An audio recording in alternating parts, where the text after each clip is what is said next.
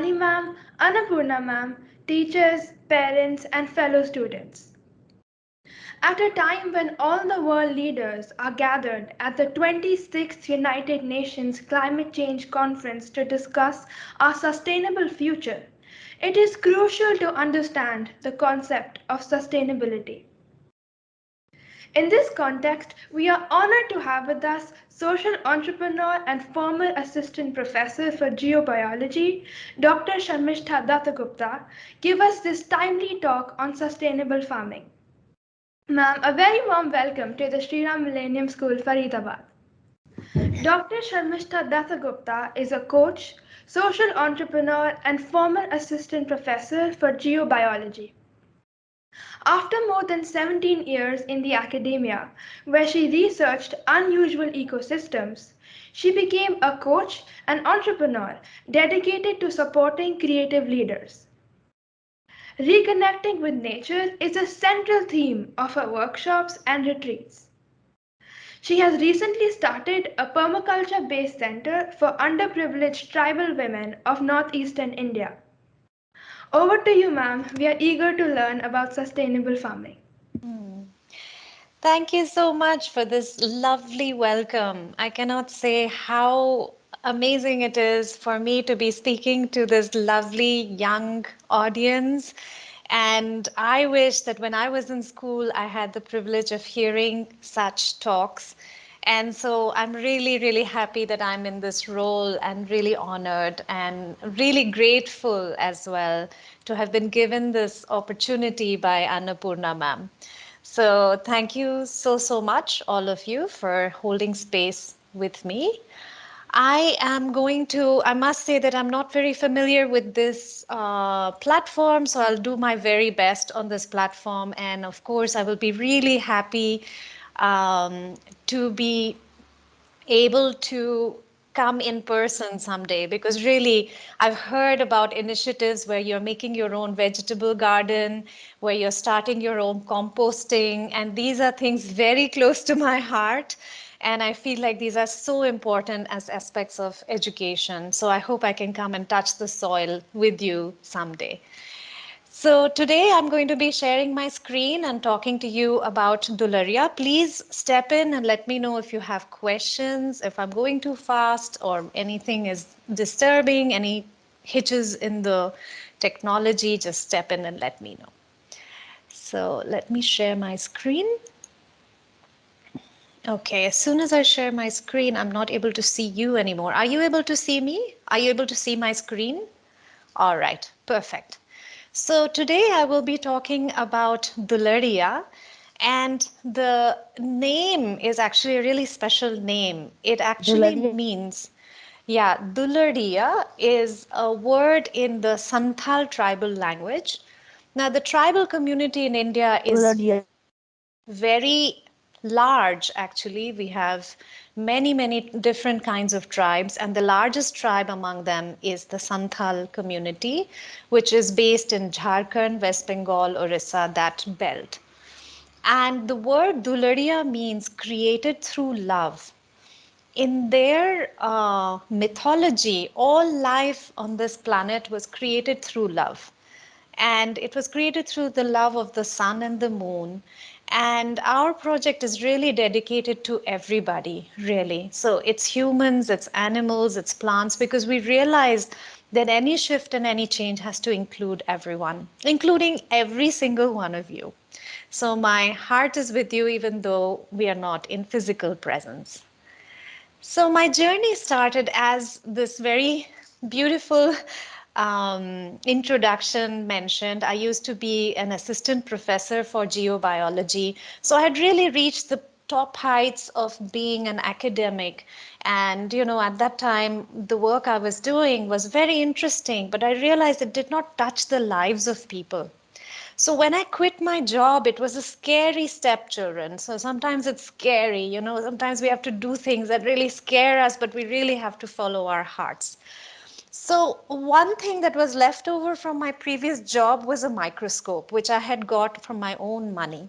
So, I managed to bring this microscope to this village school, and here you can see these children who are so delighted. Now, these are children from class, let's say, from primary school, so nursery level up to class 11 and 12, just like you, all of you.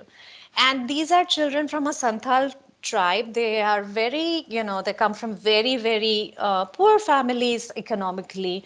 And yet they have very rich hearts and rich connection to nature. So I simply gave them this microscope and said, bring any little insect or, flower and let's look at it. And you can see the delight in their eyes. They were just absolutely delighted. So this was the time when I had quit my job. I did not know what I was going to do next. And yet my heart had called me to come and volunteer in this village, tribal village school. And this is where the ideas for Dularia were born. Here in this next slide, you can see this creativity of the children. So they are really connected with nature, and we had no materials. We're not very rich. So we had simple chart paper and materials from the nature. And so we did a beautiful theater piece called The Circle of Life, where each animal was represented, each plant, fungus, bacteria. You guys might be learning about this, that we live in an ecosystem where everything is connected. And so all the children came up with these very creative ideas, their own masks, their own costumes, and we played this theater called The Circle of Life. And we had so much fun with it. And I discovered that these children are full of creativity. Now, you guys are in class, some of you are in class 4 and 5. Now, imagine I told them that there is you're talking about starting a composting pit in your school. Now, there's a certain method of composting called vermicomposting using um, earthworms, all of you know, right? So it's a kind of very effective way of composting. So I had told these children, they had seen vermicompost pits in their village, there was some kind of a social project. And I said, what if you had no money? We have no money. How can we recreate a composting pit with absolutely no money? Can you bring waste materials? Can you bring natural materials and build something? Now look at this boy. He's this boy called Bappa. Now he's much older, but back then he was just in class 6.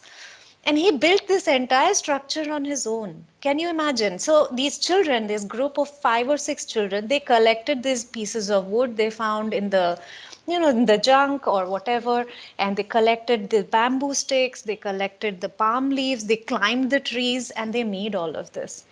So for me, I felt, wow, these children already have so much skill. And as you have mentioned, this world really needs connection with nature.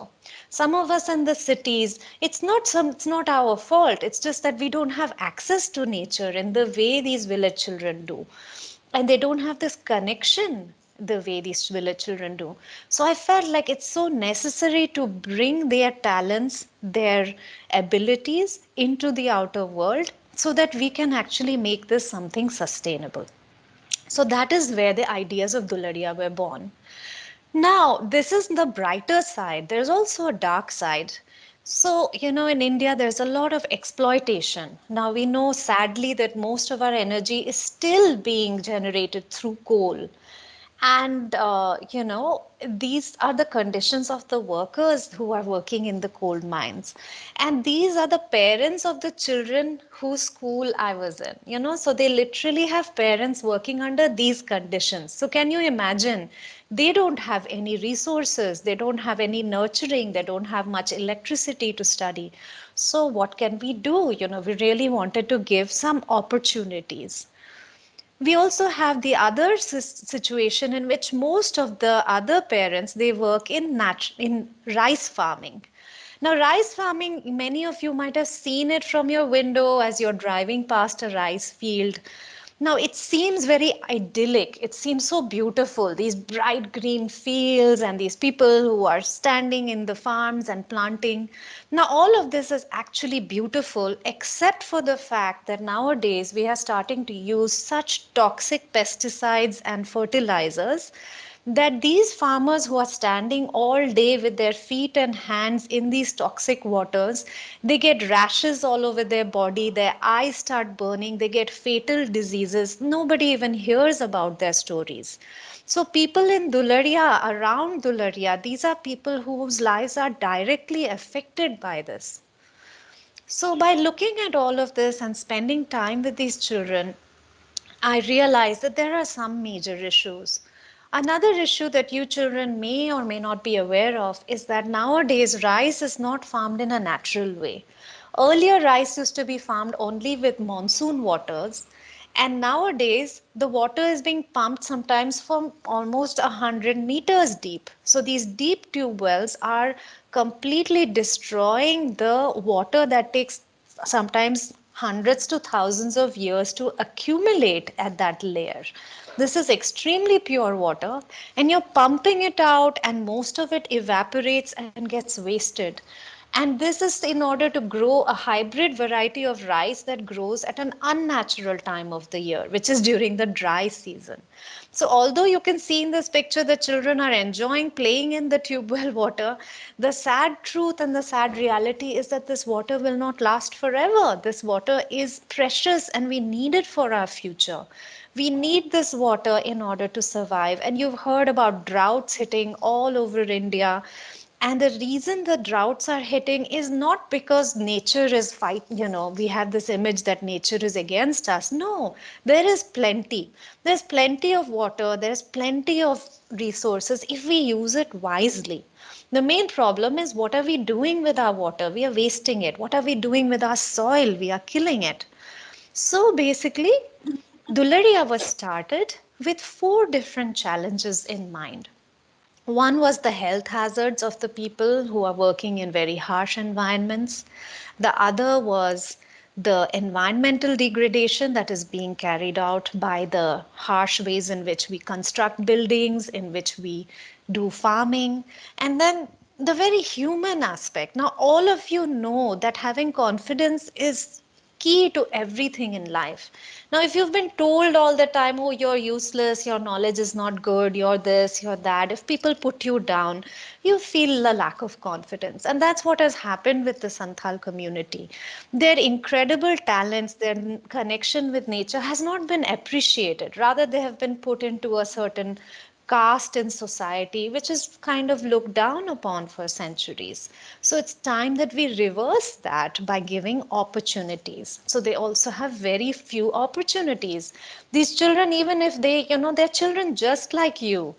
And when they pass through school with such difficulty, they don't have electricity at home, they don't have water at home, forget internet nowadays with online classes. And then on top of that, once they pass school, all the opportunity they have is to go and become laborers again. Laborers, construction laborers, that's all that happens with the children that I worked with.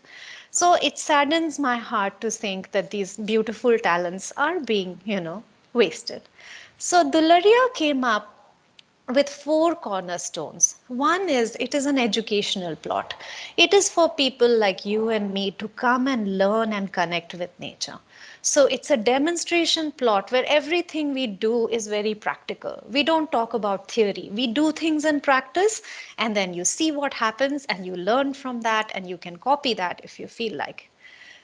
Another cornerstone is environment. Really, environment is everything. It's the air we breathe, it's the water we drink. So without that, children, where would we be? We really need that, right? Much more than money, because money cannot buy us pure water. At some point when the water has been exhausted, what is money going to do for us, right?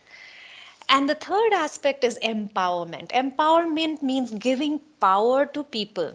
Really, the power to express yourself, the power to be yourself, the power to lead, the power to take ownership, and to be entrepreneurs. Enterprise means that you can generate income as well. Because we do need to generate income in environmentally friendly manners. So that is what Dularia is aiming to do. So we are based on the principles of permaculture.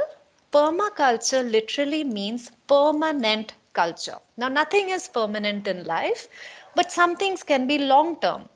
Like every decision that you make from now onwards, I'm going to ask all of you to take decisions with three core values in mind, and that is going to be permaculture. You can do it in your home, you can do it in your school, you can do it in your daily life. Now, what are these core values? These three core values are earth care.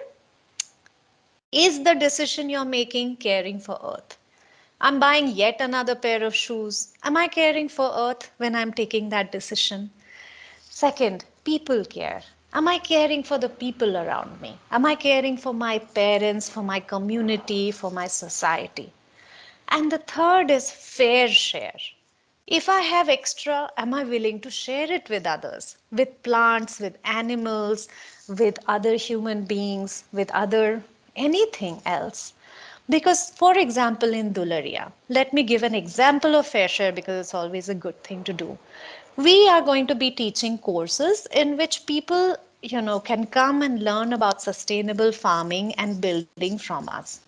Now, people who can afford to pay, from people from cities who can afford to pay, who have the money, we will take money from them. But people who can't afford to pay, farmers from Jharkhand, for example, it's been my dream. I've gone and worked with them in their area. I would love to invite them to come and stay, to feed them, to stay and learn from us. That will be totally free of cost. So it's really about, can we be sharing what we have? Can the money that is coming from the city people be channeled to the people who really need it? So this is the way we work in Dularia. Everything is about channeling of resources and energy. So if you can live your life with these three principles of earth care, people care, and fair share, you are already living a life of permaculture, in which every decision that you make, you will always ask yourself, 7 generations from now, how will my decision affect them? When I buy a new iPhone after I bought one last year, how is it going to affect children who are born 7 generations from now? They will have to deal with my waste, right? My electronic waste. So, this is the kind of thinking. It's a way of being, it's a way of living in harmony with everything else. We're not telling you to stop anything, but simply think before you take any decision. So in Dularia, we started with a small team of women. So as you know, women have been kind of sidelined, and so we really wanted to bring women to the core. And in this picture, you can see me in the village environment along with my collaborator. She's a biology teacher in a school just like yours, Abhinanda Bairagi.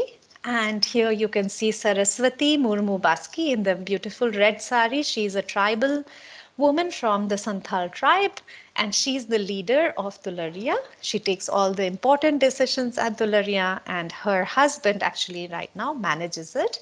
And this is a lady Kodum who had joined us in the beginning, but sadly she had to leave for different personal reasons.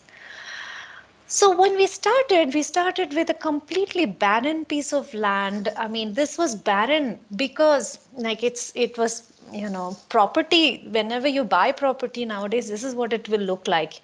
To you, it might see, oh, what's the problem with it? But look at the soil.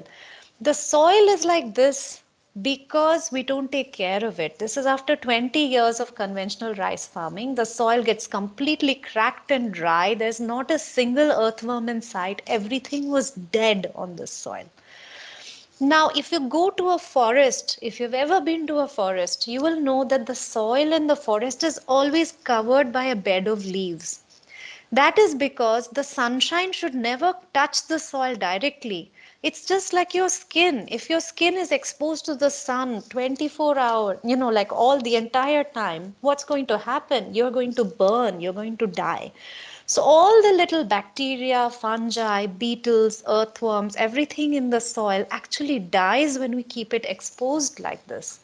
So we really needed to revive it. How did we revive it in Dularia? We came up with this grand plan of permaculture of building something called a swale and bund system, in which we measured the slope. How does the water flow? This is the way the rainwater will come and flow. So we needed to capture the rainwater in this kind of drainage system. By digging with a JCB, here you can see in this picture, we made this kind of Swale and bund system. Here the water can collect. The water comes from upstream. This is my co-founder Yuval Leibovich from Israel. So we have had volunteers in Dularia from all over the world, and without Yuval from Israel, none of this would have happened. So here the rainwater can collect, and we build this little hill which is called a bund so the water can't flow away. And then the next thing we did, and this was all guided by Yuval's wisdom, we bought a whole bunch of rice straw. Now, this is a kind of waste product of all the rice industry all around us that's doing conventional rice farming. Now, why did we buy rice straw?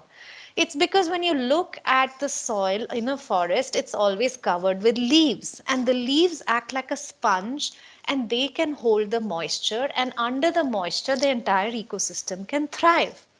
So, what we did is we spread all over our plot in this bun system, we put the rice straw. Then we had our lovely Santhal ladies coming and working with us who are still part of our team. And we used other waste products of the rice industry like rice husk and burnt rice husk, which is called biochar. And we spread it and we grow moong, which is a legume. Now look at this land. It's the same hill this woman is working on. This is February of 2018. Exactly the same hill in July 2018. This place has become an entire living ecosystem. You can see what has happened to the soil. Everything came alive. There were birds, snakes, crabs, fish. We had all kinds of earthworms. This place became alive, a green heaven. Now look at the same place just a few months later in September 2018 after we planted arhar. Arhar is a type of lentil. It's very, very nutritious for us to consume. It's also very nutritious for the soil because it's a nitrogen fixing plant. You know about leguminous plants that they have bacteria in their roots and that gives nitrogen into the soil. So we planted arhar and look at what happened. And so, see, this is the miraculous transformation of Dularia. In February 2018, it was like a barren desert. Then in July 2018, just after the first monsoon, it turned into a green haven. And I'll show you now, kids, what it looks like. It's a jungle. This is 1 year later, after the work we had completed. This is in February of 2019. Look at all the pioneer trees. These are all pioneer trees behind me. And I'm not a short person. So these are, I'm 5'6" tall. So these are already, these trees have grown to this height. So this happened within 1 year, and within 2 years, we have a primary forest in Dularia.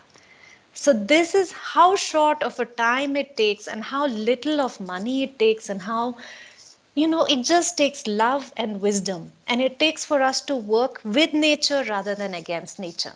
So nature, guys, there's nothing to be hopeless about. All the destruction that has happened, we can reverse it like this. Only if we all put our hands together and work together. So I'll show you a few other things we're doing in Dularia. There's something that might interest you a lot. We are planting something called a food forest. The food forest has 7 layers. It reminds me of Hansel and Gretel, where everything is edible. So you can plant a forest. A natural forest has 7 layers. And in these layers, I'm not going to have time to go into details. If anyone has questions, I'll explain to you. Every single tree can be edible. You can plant a huge mango tree or a jackfruit tree, then a guava tree, a lemon tree, and then in all the layers, you can plant, root vegetables. You can plant climbing vines with passion fruit. So imagine there's this kind of heaven where you have these different layers and you can just simply go and pluck the food. In a small, tiny plot, like for example, on your school, you can plant a food forest, for example, which can, give you so much joy.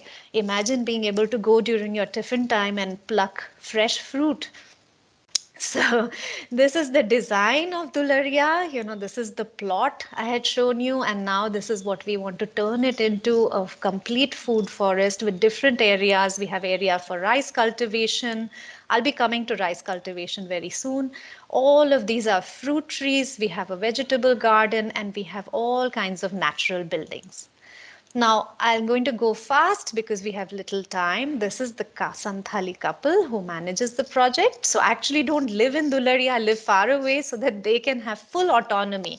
Like I said in the beginning of my talk, it was all about giving opportunity and autonomy. So if I'm sitting on their heads telling them what to do, you can't be creative if someone's sitting on your head, right? So I tend to sit far away. These are our lovely women. And at some point, we went to this project called Gili Mitti. I really recommend you get in touch with Shagun Singh. I will give her name to you from Gili Mitti. She has guided us. She's a brilliant young woman who has guided us to make our natural buildings. We made our natural buildings. This building was completely made with discarded bags from the cement. When cement buildings are made, the cement is filled in these things called kattas, and these are thrown away, and they produce a tremendous amount of microplastic because they are just, degrading, and they are destroying the environment. So not only is the cement industry destroying it, these bags are also a problem. So what we did is we took these bags and we upcycled it. We filled it with mud and we made this beautiful mud structure. So this is combining a modern structure, so with these mud filled bags, along with the ancient, vernacular, the art form of Bengal, which is called a Chala Roof. And look at how our building looks. You will not even be able to tell that our building is made with the cement bags, because once we plaster it with mud, this is what our building looks like. So this is a beautiful building called the earth bag structure, which was made with upcycled cement bags.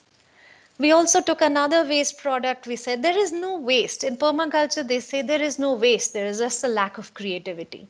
Now, you know that people are drinking beer everywhere, right? Now, those beer bottles have to go somewhere. So we said, okay, why don't we make a stained glass effect? Why don't we take these glass bottles and tie it to bamboo? And this is called a wattle and daub structure, another natural way of building. And you can tie these bottles and look at what a beautiful structure you get with these stained glass kind of structure. So these are our buildings that we have. All of them are made 100% natural. There is not a single, amount of cement that we have used. And we are also going back to a natural way of farming. Now, I had mentioned to you that rice farming is one of the most toxic things that we are doing right now to the planet. So we decided to go back and become a demonstration site and also encourage other farmers to go back to natural farming, where you use rainwater. In this picture, you can see Saraswati Murmu Paski with her sister planting rice in Dularia. And this is a variety of rice that has almost disappeared from India now. It's called Gobindo Bhog rice. I'm sure Annapurna ma'am has enjoyed it at some points, but it is actually a very resilient type of rice. It barely needs much water. If you try to grow it in too much water, it will actually fall and die. So, and we grew it 100% naturally. No pesticide, not at all. No fertilizer, simply the compost from our own land we used in order to grow this rice. So in Dularia, we are encouraging. So here is a farmers meeting where we had called a meeting of all the local farmers. Here I'm explaining to them the hazards, and some of them realized, oh gosh, this is what we have been doing on our soil. They have tiny plots of land, and Dularia is also a tiny plot. It's less than an acre. So we are demonstrating how can you on a tiny plot of land recover the nature of the soil, can go back to nature and grow rice in a natural way. And the irony is that with the hybrid rice, they earn, you know how much? 20 rupees per kilo. It's nothing. And that is how much they don't earn that. That is how much it is sold for in the market. With Gobindo Bhog rice, with naturally farmed rice, they can get something like 130 rupees in the market.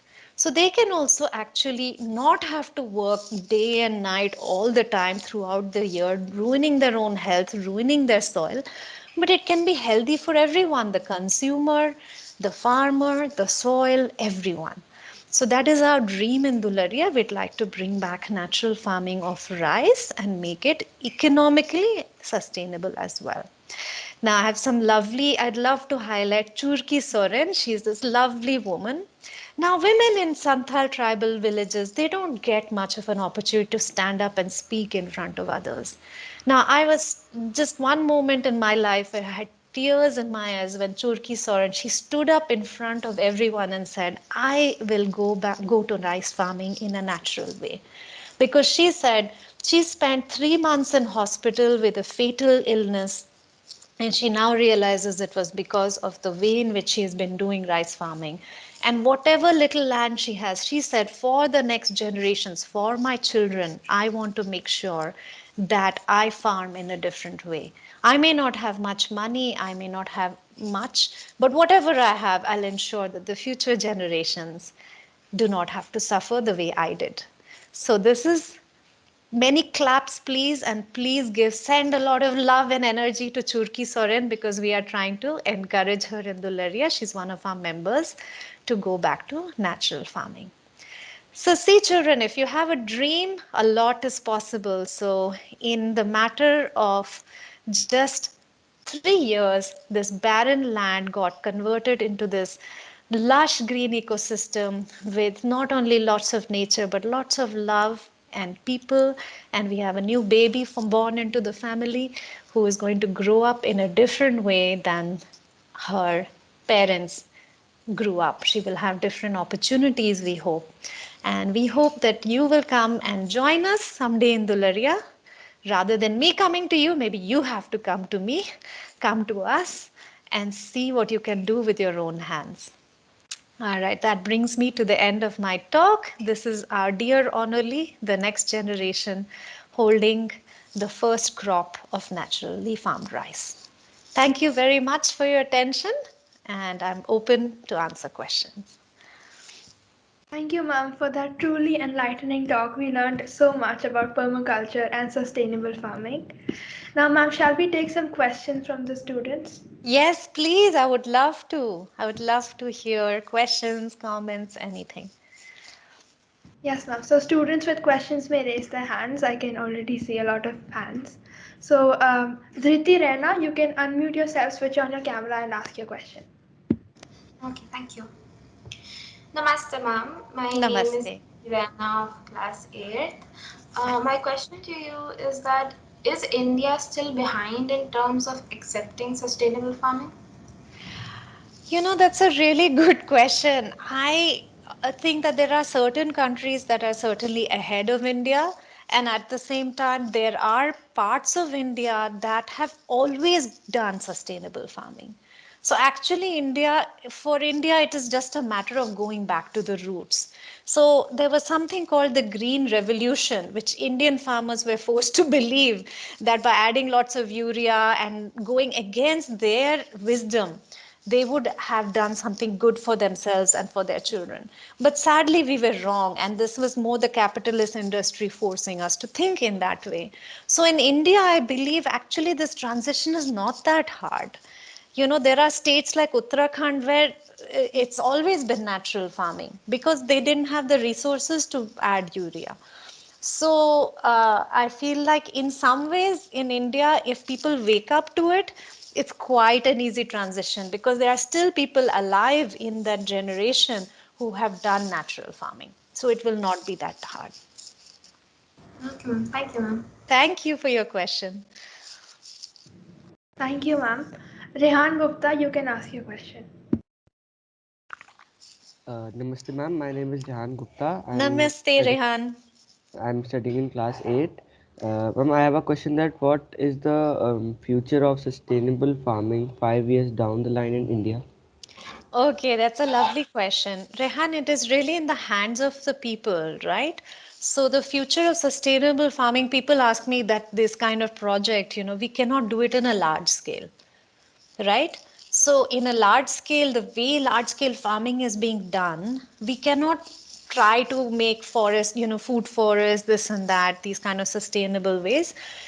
It can only be sustainable if individuals like you and me go back to sustainable farming. So for me, the future, it is really dependent on individuals and awakening in the individual consciousness. So if you decide to grow a vegetable patch, and rather than buying vegetables that are coming from far away, you have even one portion of your meals is organic vegetables in your family, that can dramatically shift things. But if you expect the government to do it and if you expect big corporations to do it, then I'm sorry, that's not going to happen, right? So sustainability is always going to be in a smaller scale. So my hope is by like children like you will make the difference in the next 5 years. Thank you, ma'am. Thank you for your question. Thank you, ma'am, for answering. Samarth Agarwal, please ask your question.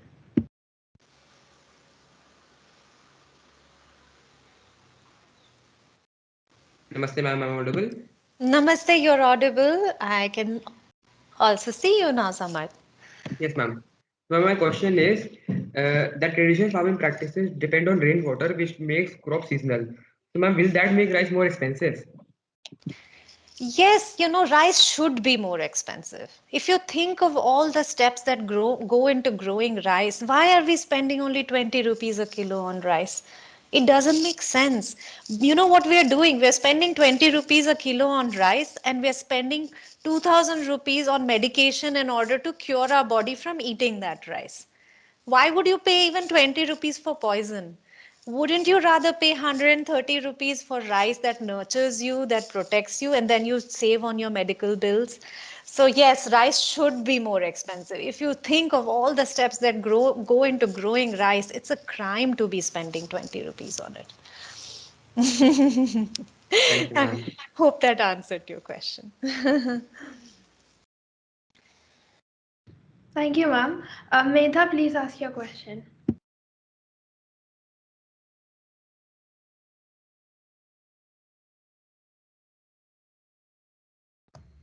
Namaste, ma'am. Namaste, Medha.